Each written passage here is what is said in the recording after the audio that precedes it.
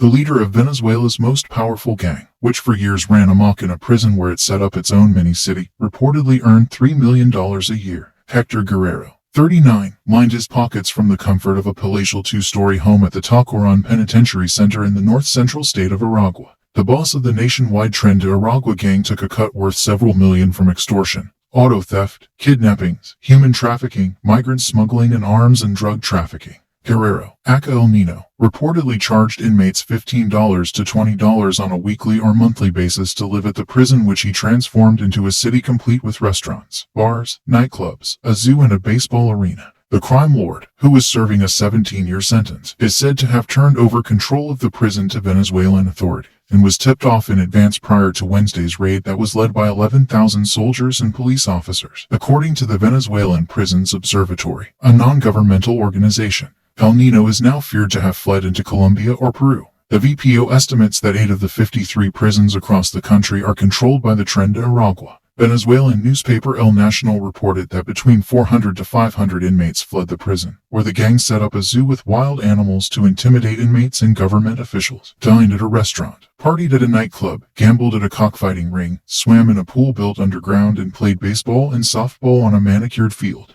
The gang also set up small huts where jailed members lived with their families and had access to internet and satellite television. Interior Minister Remigio Ceballos told reporters Thursday that 60 gang members had been captured and that authorities were searching for the remaining escapee.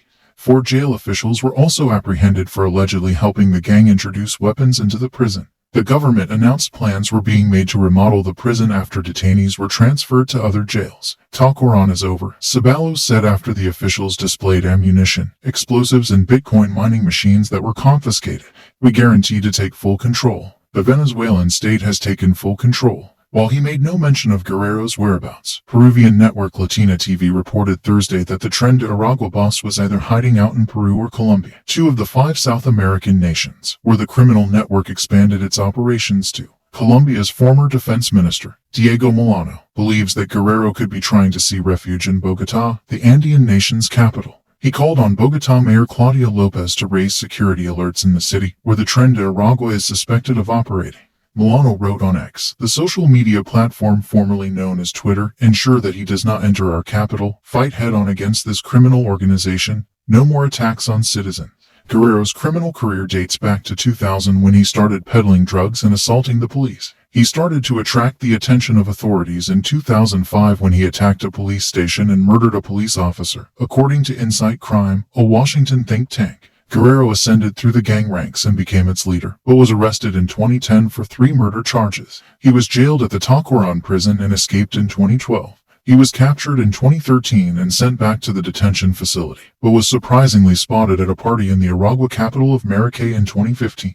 In 2017, Guerrero pleaded guilty to the homicide, home robbery, gun possession, drug trafficking, and jail escape charges and was sentenced the following year. Despite the 17-year sentence, the Tren de Aragua became more powerful under Guerrero and has as many 1,000 members by 2020, links to 4 other gangs, and a presence in 14 states across Venezuela and as far away as Brazil, Chile, and Ecuador. A success would have been the capture of the Kid Guerrero and his people. They have always acted in complicity with the authorities, VPO Director Humberto Prado told the BBC. This is a very serious situation, first because of its high risk, but second because it does not only concern Venezuela. All Latin American countries must raise their alert.